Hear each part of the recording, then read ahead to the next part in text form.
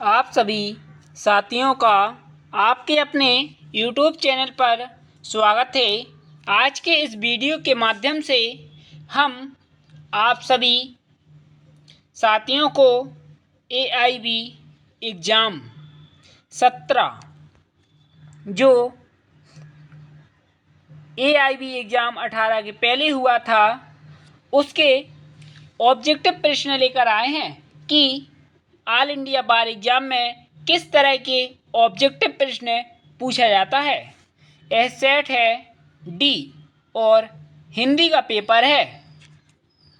अगर आपको इसकी PDF चाहिए तो हमारे कमेंट बॉक्स में कमेंट करें, और अगर आपको किसी सब्जेक्ट के नोट्स चाहिए तो हमारे व्हाट्सएप नंबर पर मैसेज करें। डिस्क्रिप्शन बॉक्स में हम आपको अपना व्हाट्सएप नंबर दे देंगे। पहला प्रश्न इस प्रकार पूछा गया था ऑल इंडिया बार एग्ज़ाम के पेपर में। एक व्यक्ति जिसे एजेंट एजेंसी के व्यवसाय में प्रिंसिपल के रूप में कार्य करने के लिए नामित करता है, नाम के अभिव्यक्त या निहित प्राधिकार के अंतर्गत ... कहलाएगा। ए उप एजेंट, बी प्रतिस्थापित एजेंट, सी एजेंट, डी उपप्राप्त एजेंट। इसका बी ऑप्शन है, प्रतिस्थापित एजेंट कहलाएगा। बी ऑप्शन सही है। दूसरा, एक निषज्ञ सुनवाई के दौरान और बाद की योग्यता पर की गई हो तभी डिक्री उसे मान्य कर सकता है, और प्रतिवादी शर्तबद्ध रूप से अधिकार के समर्थन से या कार्य की स्वीकृति से को लागू कर सकता है, जो वादी के अधिकार से विपरीत हो सकता है। ए ऑप्शन है अस्थायी, बी चिरस्थायी, सी अस्थायी और चिरस्थायी दोनों, डी इनमें से कोई नहीं। इसका बी ऑप्शन बिल्कुल सही होगा, चिरस्थायी, यानी कि बी ऑप्शन सही है।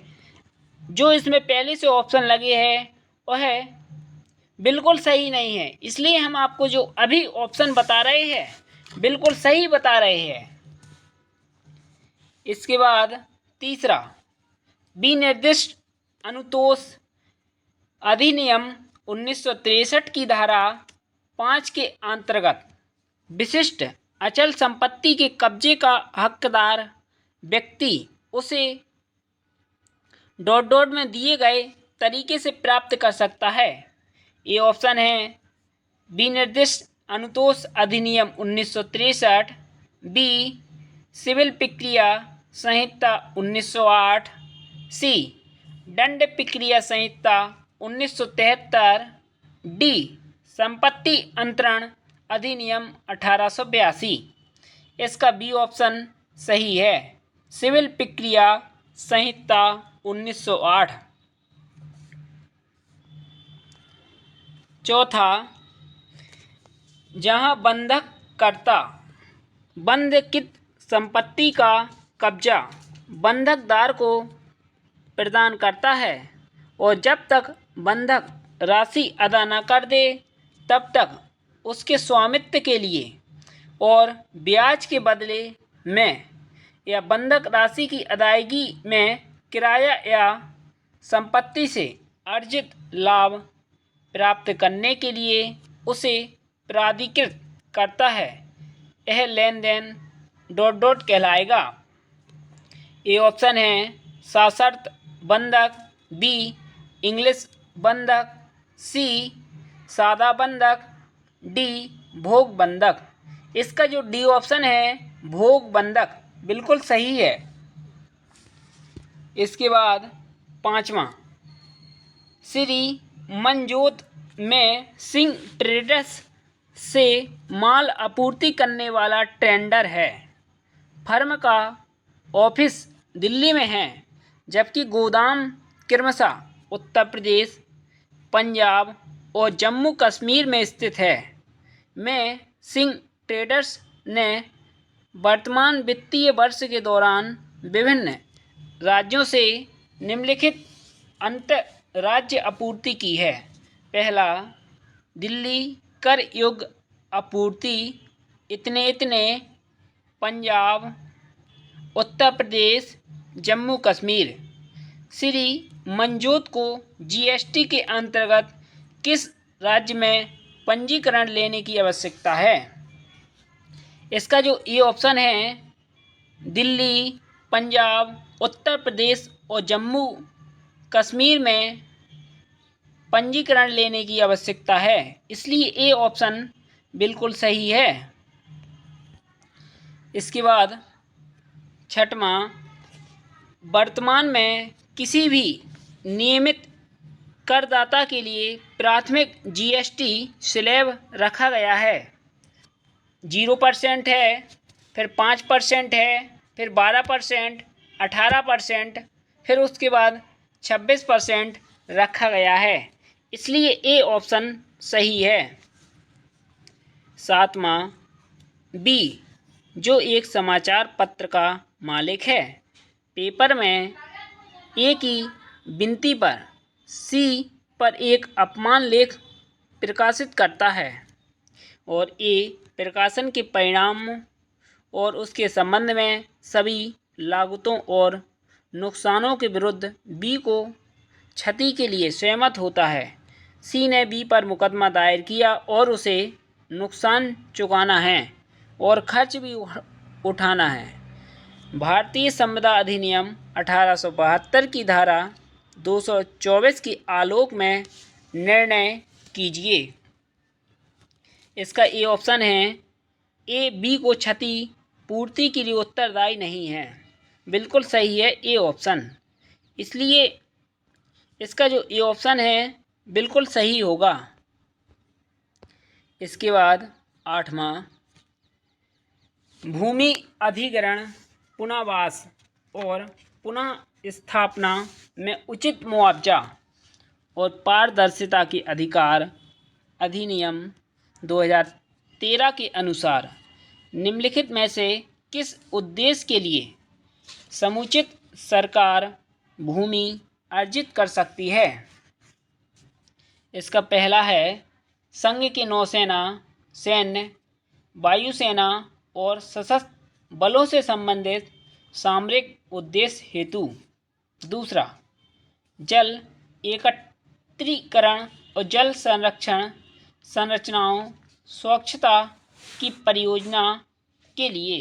तीसरा, परियोजना प्रभावित परिवारों के लिए प्रोजेक्ट। चौथा, खेल, स्वास्थ्य देखभाल, प्रवासन, परिवहन या अंतरिक्ष कार्यक्रम के लिए परियोजनाएं। इसका जो डी ऑप्शन है, पहला, दूसरा, तीसरा, चौथा, बिल्कुल सही है, इसलिए डी ऑप्शन सही है। नौवां, भूमि अधिग्रहण, पुनर्वास और पुनः स्थापना में उचित मुआवजा और पारदर्शिता के अधिकार अधिनियम 2013 के अंतर्गत विशिष्ट व्यक्ति से तात्पर्य के अलावा कोई भी व्यक्ति है।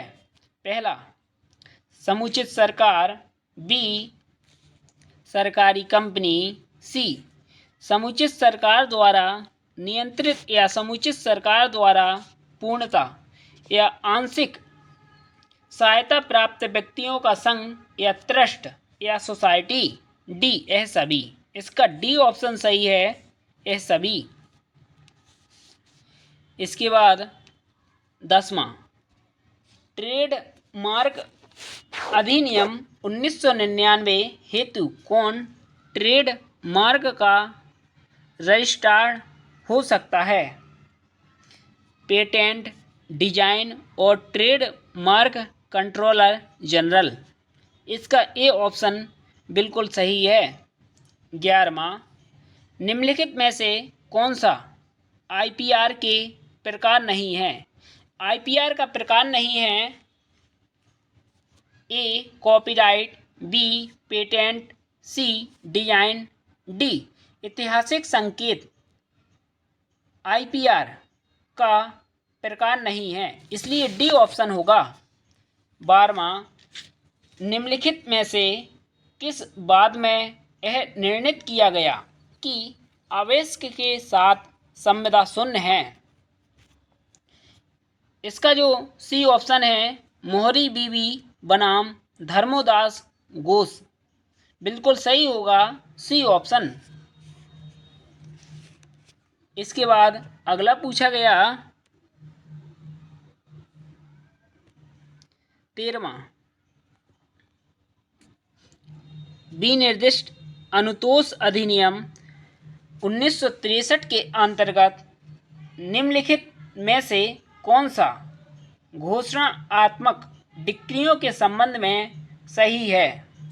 ए उक्त अधिनियम की धारा 34 इससे संबंधित है, बी यह विवेकाधीन प्रकृति का है, सी दोनों, डी इनमें से कोई नहीं। इसका जो सी ऑप्शन है दोनों, बिल्कुल सही है सी ऑप्शन।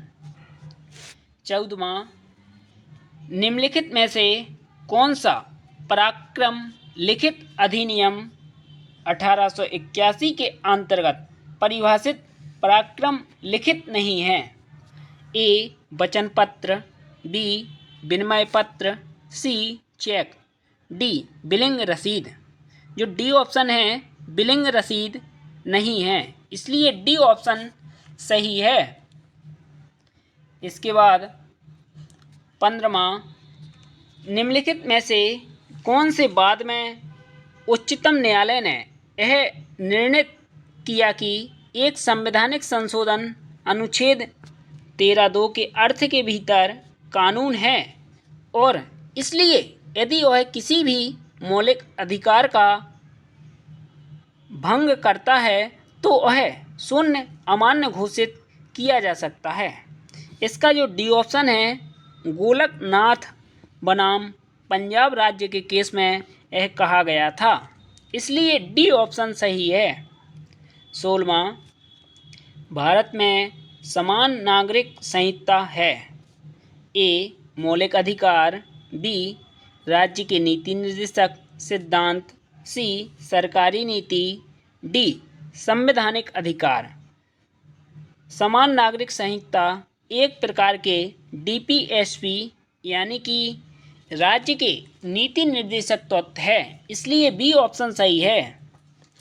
इसके बाद 17, अनुच्छेद 16 के अनुसार राज्य के अधीन किसी नियोजन या पद के संबंध में केवल धर्म, मूल वंश, जाति, लिंग, उद्भव, जन्म स्थान, निवास या इनमें से किसी के आधार पर ना तो कोई नागरिक आपात्र होगा और ना उससे विभेद किया जाएगा, इसलिए इसका ए ऑप्शन सही है। इसके बाद 18वां, जिस मामले में इस संविधान के निर्वचन के बारे में विधि का कोई सारवान प्रश्न अंतर्बलित है, उसका विनिश्चय करने के प्रयोजन के लिए या अनुच्छेद 143 के अधीन निर्देश की सुनवाई करने के प्रयोजन के लिए बैठने वाले न्यायाधीशों को न्यूनतम संख्या ... होगी। ए ऑप्शन है 2, बी 3, सी 4, डी 5। इसका डी ऑप्शन सही होगा 5। 19, भारतीय संविधान के अनुच्छेद 300A के अनुसार किसी व्यक्ति को उसकी संपत्ति से विधि के प्राधिकार से ही वंचित किया जाएगा, अन्यथा नहीं, इसलिए इसका ए ऑप्शन है व्यक्ति, बिल्कुल सही। 20, भारतीय संविधान के अनुच्छेद 13 के अनुसार निम्न में से कौन सा कानून नहीं है?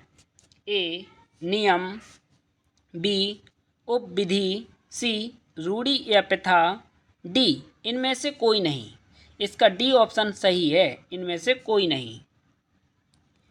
इसके बाद 21, निम्नलिखित में से कौन सी अनुसूची भारतीय संविधान की संघ सूची, राज्य सूची और समवर्ती सूची से संबंधित है? ए ऑप्शन अनुसूची 7 राज्य सूची से भी संबंधित है, संघ सूची से संबंधित है और समवर्ती सूची से संबंधित है, इसलिए ए ऑप्शन सही है। इसके बाद 22, भारतीय संविधान का शीर्षक किसमें निहित है? अनुच्छेद 393 में भारतीय संविधान का शीर्षक निहित है, इसलिए डी ऑप्शन सही है। 23, भारतीय संविधान के किस भाग में मौलिक अधिकारों के संवैधानिक प्रावधान दिए गए हैं? भाग 3 में मौलिक अधिकारों के संवैधानिक प्रावधान दिए गए हैं, सी ऑप्शन सही है। 24, निम्नलिखित में से 1985 के कौन से संशोधन अधिनियम के द्वारा दल बदल विरोध कानून भारतीय संविधान में जोड़ा गया? ए 51, बी 52, सी 53, डी 54। दल बदल जो कानून है वह 10वीं अनुसूची में रखा गया है और 52वें संवैधानिक संशोधन के माध्यम से जोड़ा गया था, बी ऑप्शन सही है। इसके बाद अगला पूछा गया 25, भारतीय दंड संहिता की धारा 90 के अंतर्गत संपत्ति एक वैध सम्मति नहीं है। ए यदि क्षति के भय या तथ्य की भ्रांति के अंतर्गत दी गई है। बी यदि विकृत चित्त के व्यक्ति द्वारा दी गई है। सी 12 वर्ष से कम आयु के बच्चे द्वारा दी गई है। डी इनमें से सभी, इसका डी ऑप्शन होगा। 26, डॉट के अधीन यथा उपबंधित अनुसार माता के गर्भ में कारित हत्या मानववध नहीं है। इसका जो बी ऑप्शन है धारा 299 के स्पष्टीकरण 3 में, इसलिए बी ऑप्शन सही है। 27, आईपीसी के अंतर्गत मानहानि के लिए दंड साधारण कारावास जो डॉट अवधि तक बढ़ाया जा सकता है या जुर्माना या दोनों है, 2 वर्ष का कारावास है, इसलिए ए ऑप्शन सही है। इसके बाद 28, महिला की मर्यादा भंग करने के आशय से उस पर हमला या आपराधिक बल प्रयोग आईपीसी के अंतर्गत किस प्रकार का अपराध है? आईपीसी के अंतर्गत यह एक प्रकार का संज्ञेय और अजमानती मामला है, इसलिए सी ऑप्शन सही है। 29, ए अग्निशास्त्रों के साथ एक भवन के बाहर पुरुषों को तैनात करता है और जेड से कहता है कि वह जेड पर फायर करेंगे यदि जेड भवन छोड़ने का प्रयत्न करता है। ए किस लिए दोषी है? ए दोषी है सदोष परिरोध के लिए, ए ऑप्शन सही है। 30, सीआरपीसी के अध्याय 21A के अंतर्गत तर्क सौदे के प्रावधान प्रयोज्य नहीं है यदि अपराध डॉट से कम आयु के बच्चे के विरुद्ध किया गया है। ए 12 वर्ष, बी 14 वर्ष, सी 16 वर्ष, डी 18 वर्ष। इसका बी ऑप्शन सही है, 14 वर्ष। इसके बाद 31, आईपीसी की धारा 82 और 83 के अंतर्गत एक अपराध दंडनीय है यदि वह डॉट बालक द्वारा किया गया है। इसका जो बी ऑप्शन है, 7 वर्ष से ज़्यादा परंतु 12 वर्ष से कम आयु के जिसने पर्याप्त परिपक्वता और समझ प्राप्त कर ली है, इसका बी ऑप्शन सही है। इसके बाद 32, दंड दायित्व की 2 आवश्यक शर्तों के नाम दीजिए। इसका सी ऑप्शन सही है, दोषी मन और अवैध कार्य। 33, प्राइवेट प्रतिरक्षा के अधिकार का प्रावधान आईपीसी की ... के बीच दिया गया है, यानी कि प्राइवेट डिफेंस को कौन सी धारा में और कहां तक बताया गया है? इसे बताया गया है धारा 96 से लेकर 106 तक। बी ऑप्शन सही है।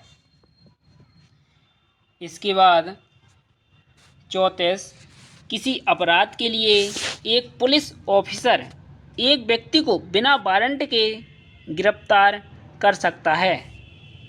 ए असंज्ञेय अपराध में, बी संज्ञेय अपराध, सी जमानती, डी इनमें से कोई नहीं।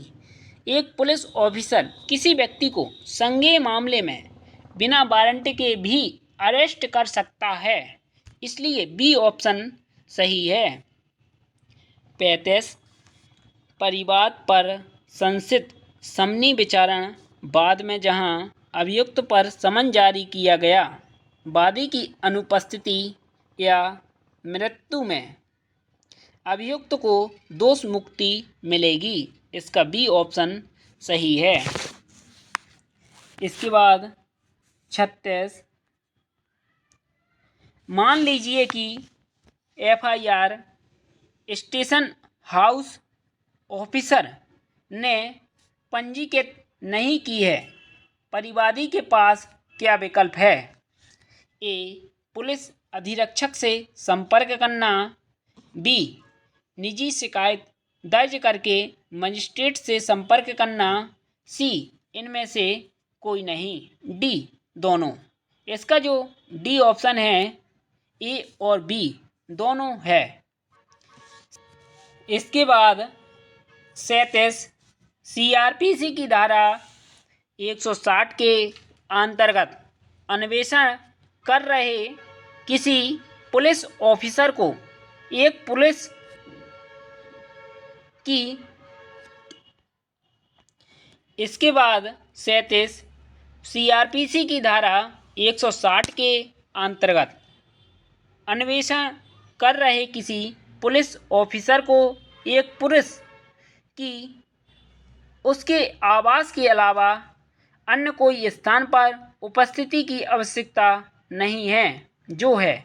इसका जो सी ऑप्शन है, 15 वर्ष से कम आयु और 65 वर्ष से अधिक आयु, बिल्कुल सही है। 38, सीआरपीसी की धारा 125 धर्म निरपेक्ष स्वरूप की है। यह निम्नलिखित में से किस बात में है? ए ऑप्शन ललिता कुमारी बनाम उत्तर प्रदेश राज्य, बी अर्नेश कुमार के बाद में, सी अहमद खान बनाम साहिबानो बेगम के केस में, डी सेल्वी बनाम कर्नाटक राज्य। इसका सी ऑप्शन बिल्कुल सही है। इसके बाद 39, मुकदमे के संक्षिप्त विचारण की शक्ति किसके पास है? ए मुख्य न्यायिक मजिस्ट्रेट, बी मेट्रोपॉलिटन मजिस्ट्रेट, सी उच्च न्यायालय द्वारा विशिष्ट रूप से सशक्त कोई भी प्रथम श्रेणी मजिस्ट्रेट, डी सभी। इसका डी ऑप्शन सही है। 40, सीआरपीसी 1973 की कौन सी धाराएं उपस्थिति की बाध्यता की आदेशिकाओं से संबंधित है? धारा 61 से 90 तक, बिल्कुल सही है। इसके बाद 41, ए अहमदाबाद में एक व्यापारी है, बी दिल्ली में व्यवसाय चला रहा है, बी अहमदाबाद में अपने एजेंट के द्वारा ए का सामान खरीदता है और उसे ए से वेस्टर्न रोडवेज ट्रांसपोर्ट कंपनी को भेजने के लिए विनती करता है। ए तदनुसार अहमदाबाद में माल भेजता है। ए बी पर माल की कीमत के लिए बात जारी कर सकता है। इसका जो सी ऑप्शन है, या तो अहमदाबाद में या दिल्ली में बात जारी कर सकता है। सी ऑप्शन सही है। 42 सीपीसी की निम्नलिखित में से कौन सी धारा रेस जुडिकाटा की संकल्पना से संबंधित है? धारा 11 प्रांग न्याय के सिद्धांत से संबंधित है। बी ऑप्शन सही है। 43 श्री एक्स, श्री वाई और श्री जेड 10,000 रुपये के लिए श्री ए द्वारा प्राप्त डिक्री के अधीन संयुक्त रूप से और पृथक रूप से दायी है। श्री वाई श्री ए के विरुद्ध अकेले 10,000 की डिक्री प्राप्त करता है और कोर्ट में निष्पादन के लिए आवेदन करता है, जिसमें संयुक्त डिक्री निष्पादित की जा रही है। निम्नलिखित में से कौन सा विकल्प श्री ए के लिए सही है? इसका जो बी ऑप्शन है, ए ऑप्शन है श्री ए आदेश नियम 18 के अंतर्गत उसकी संयुक्त डिक्री को प्राप्ति डिक्री के रूप में माना जाएगा। बिल्कुल सही है ए ऑप्शन। इसके बाद 44 ए बी और सी संयुक्त हिंदू परिवार के सहदेभागी है। वह संयुक्त रूप से वाई के पक्ष में एक बंधक निष्पादित करते हैं। वाई इन सभी के विरुद्ध वाद दायर करता है। सी को समन दिया जाता है, परंतु ए और बी को नहीं। इनमें से कोई भी हाजिर नहीं रहता और सभी के विरुद्ध एक पक्षीय डिक्री पारित की जाती है। ए और बी एक पक्षीय डिक्री को खारिज करने के लिए आवेदन करते हैं। इनके विरुद्ध डिक्री खारिज की जाएगी। केवल सी बी, ए और B C, A B C इनमें से कोई नहीं। इसका जो सी ऑप्शन है, ए बी सी तीनों के विरुद्ध डिक्री खारिज की जाएगी। सी ऑप्शन सही है। इसके बाद 45 यदि कोई शपथ पत्र पर न्यायालय के समक्ष झूठ बोलता है तो इससे अधिवक्ताओं द्वारा कैसे निपटा जा सकता है? ए ऑप्शन है शपथ भंग आवेदन दर्ज किया जा सकता है। ए ऑप्शन सही है। इसके बाद 46 फरार व्यक्ति के लिए उद्घोषणा निम्नानुसार प्रकाशित की जाएगी। इसका जो पहला है, उस ग्राम नगर में के जिसमें व्यक्ति सामान्यतः निवास करता है सहज दृश्य भाग में पड़ी जाएगी। दूसरा, उस गृह या निवास स्थान जिसमें व्यक्ति सामान्यतः निवास करता है या इस नगर या गांव के सहज दृश्य भाग में चस्पा की जाएगी। तीसरा, एक प्रति न्याय सदन के सहज दृश्य भाग में चस्पा की जाएगी। चौथा, यदि न्यायालय उचित समझे तब उस स्थान में प्रचलित समाचार पत्र में भी एक प्रति प्रकाशित की जाने का निर्देश दे सकेगा जहां वह व्यक्ति सामान्यतः रहता है। यह चारों सही है, इसलिए डी ऑप्शन सही होगा। पहला, दूसरा, तीसरा और चौथा सही है। इसके बाद 47 सिविल प्रक्रिया संहिता का कौन सा आदेश अस्थायी निषेधाज्ञा और बाध्यकालीन निषेधाज्ञा से संबंधित है? आदेश 39, इसलिए बी ऑप्शन सही है। 48 आदेश 6 के अनुसार अभिवचन का तात्पर्य है ए शिकायत से, बी लिखित कथन से, सी शिकायत और लिखित कथन दोनों, डी इनमें से कोई नहीं। इसका सी ऑप्शन सही है। शिकायत से और लिखित कथन दोनों से तात्पर्य है। इसके बाद 49 नंबर का, निम्नलिखित में से कौन सा आदेश पक्षों की मृत्यु, विवाह और दिवालियापन से संबंधित है? इसका सी ऑप्शन सही है। आदेश 22। 50 साक्ष्य अधिनियम की किस धारा में रेस जेस्टे के सिद्धांत की चर्चा की गई है? इंडियन एविडेंस एक्ट की धारा 6 में रेस जेस्टे के सिद्धांत के बारे में बताया गया है। बी ऑप्शन सही है। धारा 6। 51 जब एक व्यक्ति जो वाद का एक पक्षकार है का दायित्व वाद के अजनबी दायित्व पर आधारित है, तब अजनबी द्वारा उसके दायित्व के सापेक्ष स्वीकृति उस व्यक्ति को बाद में एक पक्ष की तरफ से स्वीकृति हो सकती है। यह भारतीय साक्ष्य अधिनियम 1872 की किस धारा में उपबंधित है? इसे धारा 19 में उपबंधित किया गया है। सी ऑप्शन सही है। 52 न्यायिक साक्ष्य से क्या तात्पर्य है? ए ऑप्शन है तथ्यों के प्रमाण या अप्रमाण में न्यायालय द्वारा प्राप्त साक्ष्य। बिल्कुल सही है ए ऑप्शन। इसके बाद 53 भारतीय साक्ष्य अधिनियम 1872 के अनुसार निम्नलिखित में से कौन सा एक दस्तावेज नहीं है? ए धातु की प्लेट या पत्थर पर लेख, बी मानचित्र, सी व्यंग्य चित्र, डी इनमें से कोई नहीं। डी ऑप्शन सही होगा, इनमें से कोई नहीं। 54 दहेज मृत्यु के बारे में उपधारणा किस धारा के अंतर्गत दी गई है? दहेज मृत्यु के बारे में इंडियन एक्ट की धारा 113 बी में बताया गया है। बी ऑप्शन सही है। इसके बाद 55 भारतीय साक्ष्य अधिनियम 1872 की धारा 63 के अनुसार निम्नलिखित में से कौन सा द्वितीयक साक्ष्य नहीं है?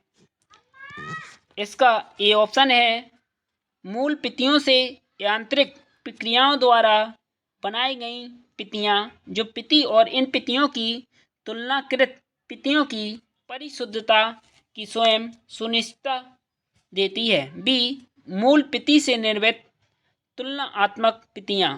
सी किसी दस्तावेज की अंतवस्तु का उस व्यक्ति द्वारा जिसने स्वयं उसे देखा है दिया हुआ है मौखिक वृत्तांत।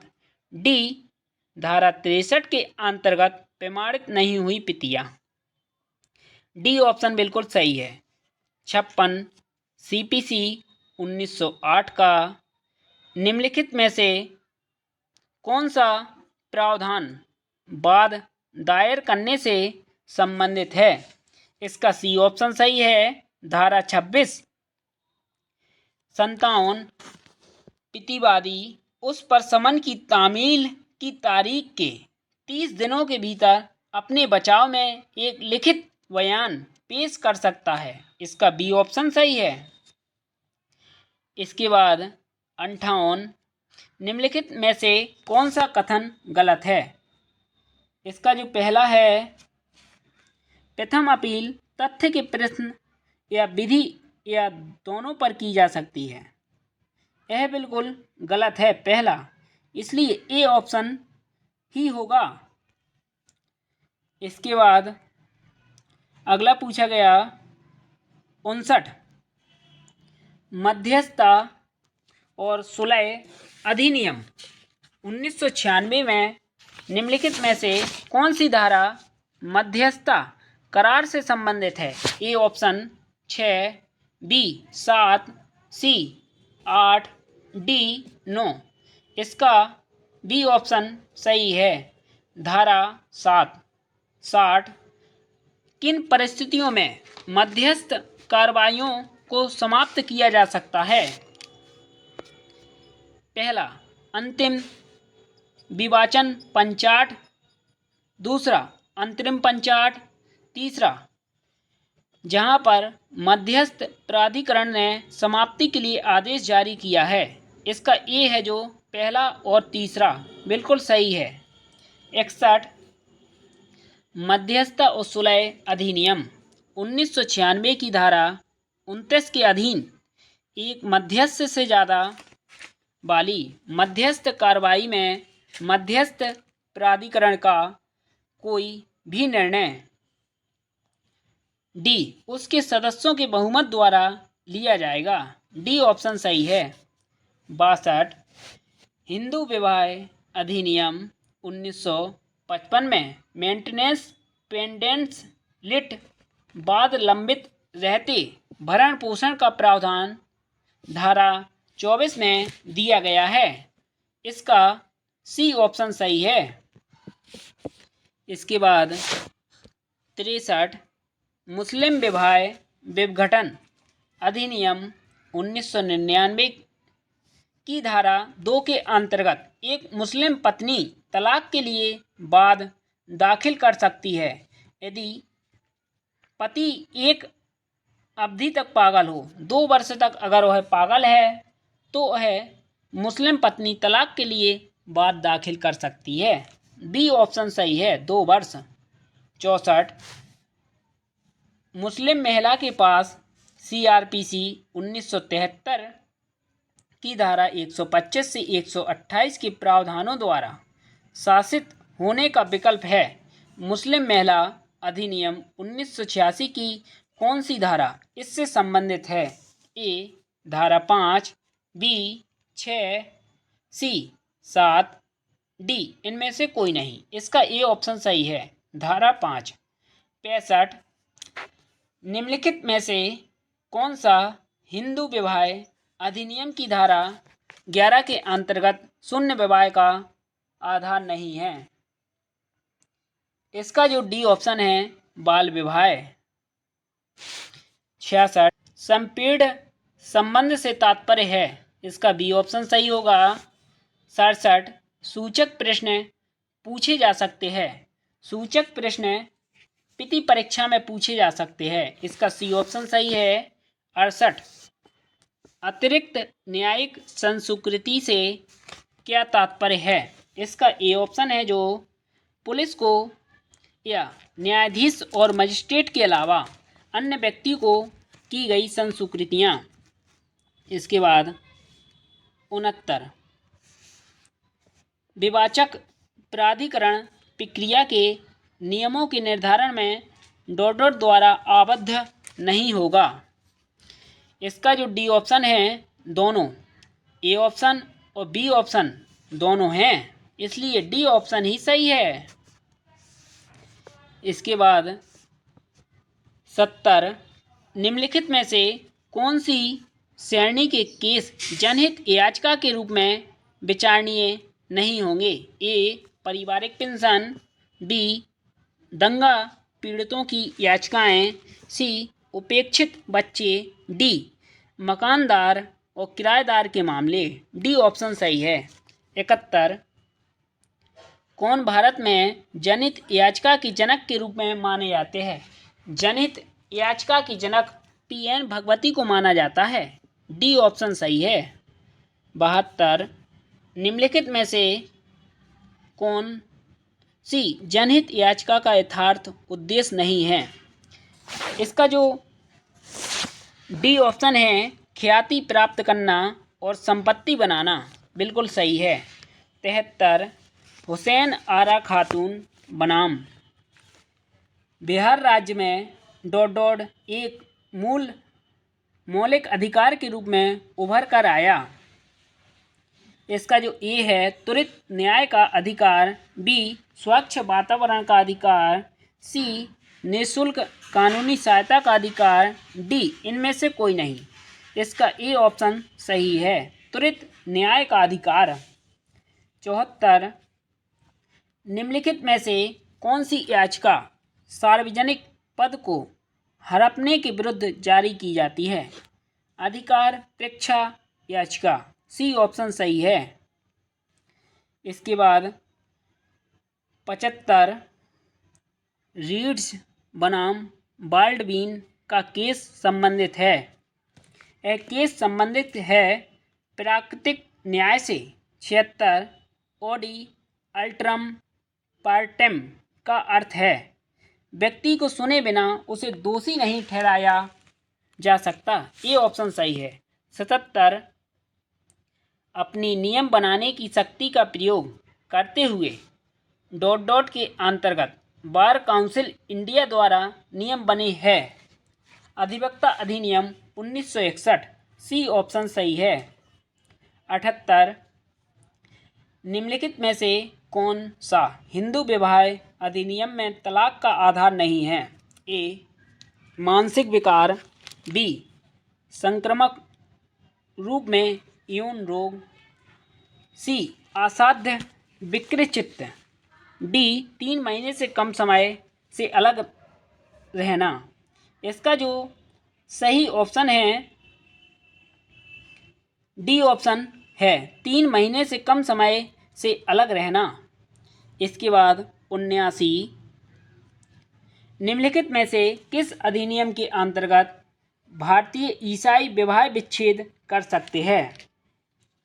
इसका जो बी ऑप्शन है ईसाई विवाह अधिनियम 1872 बिल्कुल सही है, B option.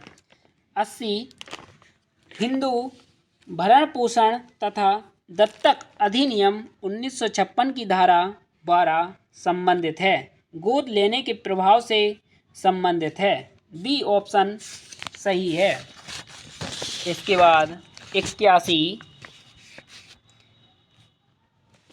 ABC private limited company स्वयं को सार्वजनिक कंपनी में परिवर्तित करना चाहती है।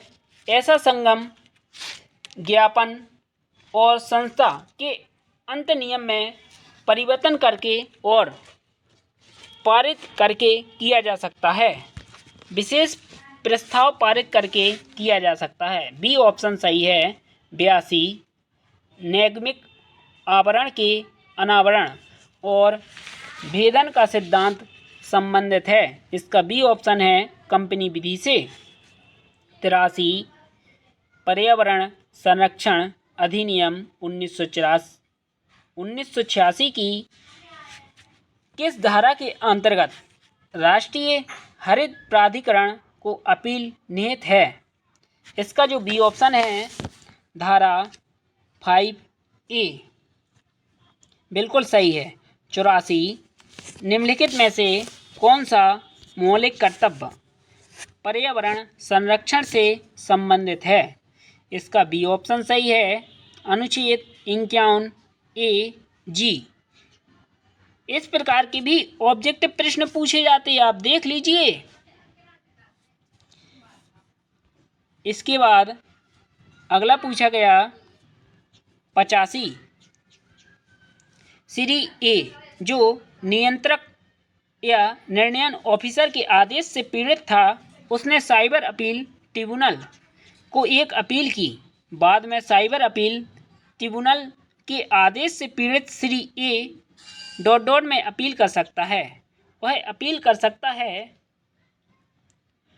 केवल उच्च न्यायालय में। इसका सी ऑप्शन सही है। 86 श्री एक्स जो श्री वाई एक प्रवर्तक द्वारा इलेक्ट्रॉनिक रिकॉर्ड को प्राप्त करने के लिए आश्रित है, आईटी अधिनियम के अंतर्गत माना जाएगा।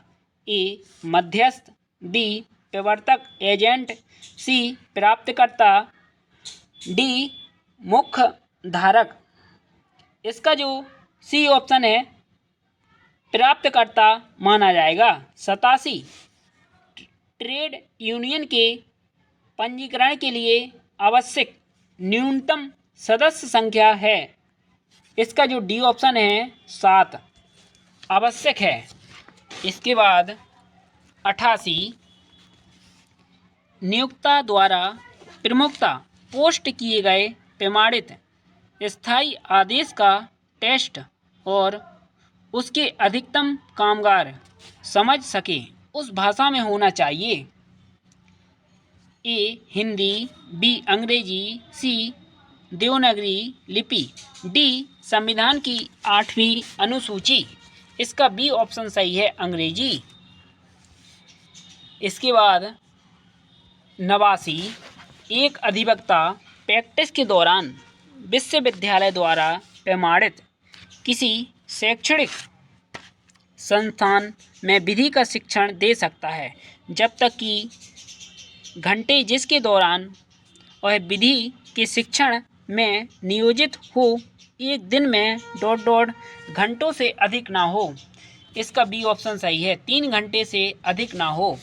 90, निम्नलिखित में से कौन से ऐतिहासिक मामले में एडवोकेट को व्यावसायिक कदाचार के लिए दोषी ठहराया गया क्योंकि उसने जाली कोर्ट आदेश दिया था? इसका जो बी ऑप्शन है, विक्रमादित्य बनाम श्रीमती जामिला खातून के बाद में बी ऑप्शन सही है। 91, यदि कोई एडवोकेट अधिनियम की धारा 35 के अंतर्गत बनाई गई राज्य बार कौंसिल की अनुशासनात्मक समिति या राज्य के एडवोकेट जनरल के आदेश से व्यथित हो तो आदेश संप्रेषित करने की तिथि के ... दिनों के अंदर बार काउंसिल ऑफ इंडिया को अपील प्रस्तुत कर सकता है। ए 30, बी 45, सी 60, डी 90। इसका जो सी ऑप्शन है 60 दिन के भीतर अपील कर सकता है। इसके बाद 92, जहाँ क्षति है वहाँ उपचार है का सिद्धांत इसमें स्वीकृत हुआ है। इसका जो सी ऑप्शन है एसवे बनाम वाइट बिल्कुल सही है। इसके बाद 93, ग्लुस्टर ग्रामर स्कूल केस निम्नलिखित में से किस सूत्र पर आधारित एक ऐतिहासिक केस है? इसका ए ऑप्शन सही है, डिमनम साइन इंजुरिया। इसके बाद 94, उपभोक्ता संरक्षण अधिनियम 2019 के अंतर्गत राष्ट्रीय उपभोक्ता विवाद निवारण आयोग के पास माल अथवा सेवाओं के प्रतिकूल के रूप में चुकाई गई ... से अधिक राशि की शिकायत का न्यायाधिकरण क्षेत्र है। इसका बी ऑप्शन सही है, 10 करोड़। इसके बाद 95, उपभोक्ता संरक्षण अधिनियम 2019 की धारा 41 के अंतर्गत जिला आयोग के आदेश से अपील ... को होती है। जिला आयोग के आदेश से अपील राज्य आयोग को होती है। ए ऑप्शन सही है। इसके बाद 96, एक व्यक्ति के लिए पिछले किसी वर्ष में भारत का निवासी माने जाने की एक शर्त यह है कि वह 182 दिनों या उससे अधिक अवधि से भारत में रह रहा हो पिछले वर्ष के दौरान, इसलिए ये ऑप्शन सही है। 97, श्री कपूर ने जनवरी 2021 में 80 लाख में एक आवासीय मकान क्रय किया। उन्होंने यह मकान अप्रैल 2022 में 94 लाख में बेच दिया। इस मामले में आवासीय मकान के विक्रय से प्राप्त लाभ 14 लाख पर कर निम्नलिखित में से किस शीर्षक के अंतर्गत वसूल किया जाएगा? इसे हम पूंजी लाभ से आय कहेंगे क्योंकि उसने पूंजी लगाई फिर उसके बाद उसको बेचा। पूंजी लगाने के बाद ही उसे लाभ हुआ है 14 लाख का, इसलिए हम इसे पूंजी लाभ से आय कहेंगे। ये ऑप्शन सही है। इसके बाद अगला पूछा गया 98, एक व्यक्ति जिसे फैक्ट्री अधिनियम 1948 के अंतर्गत फैक्ट्री के सभी मामलों में सर्वोच्च नियंत्रण प्राप्त है कहलाता है, उसे हम अधिभोगी कहते हैं। ये ऑप्शन सही है। इसके बाद 99, यदि फैक्ट्री 1000 से ज़्यादा कामगारों को नियोजित करती है तो उन्हें निर्धारित कर्तव्यों को कार्यान्वित करने के लिए अर्हता प्राप्त है ... की नियुक्ति करना चाहिए। इसका जो ए ऑप्शन है, सुरक्षा अधिकारी की नियुक्ति करनी चाहिए। 100, मान लीजिए कि सड़क दुर्घटना होती है तो एक एडवोकेट होने के नाते स्थिति तक पहुंचने का सही तरीका है। स्थिति पर पहुंचने का सही तरीका है सबसे पहले तो FIR लिखी जाएगी, फिर उसके बाद याचिका होगी, फिर उसके बाद बीमा कंपनी को समन जारी किया जाएगा। इसलिए इसका ए ऑप्शन सही है। यही 100 प्रश्न दोस्तों ऑल इंडिया बार एग्ज़ाम में पूछे गए थे। 100 ऑब्जेक्टिव प्रश्न। आपने अगर इन प्रश्नों को तैयार कर लिया तो कम से कम 10 या 15 ऑब्जेक्टिव प्रश्न तो इसी पेपर से ही पूछे जाएंगे। और आपको हमारे वीडियो की प्लेलिस्ट पर चले जाना है। वहाँ पर आपको पिछले साल के जो क्वेश्चन पेपर है AIB यानी कि ऑल इंडिया बार एग्ज़ाम के, वह आपको मिल जाएंगे। उन्हें भी आप एक बार ज़रूर देख लीजिएगा। अगर आपको किसी सब्जेक्ट के नोट्स चाहिए तो नोट्स भी मिल जाएंगे। धन्यवाद। जय हिंद, जय भारत, वंदे मातरम।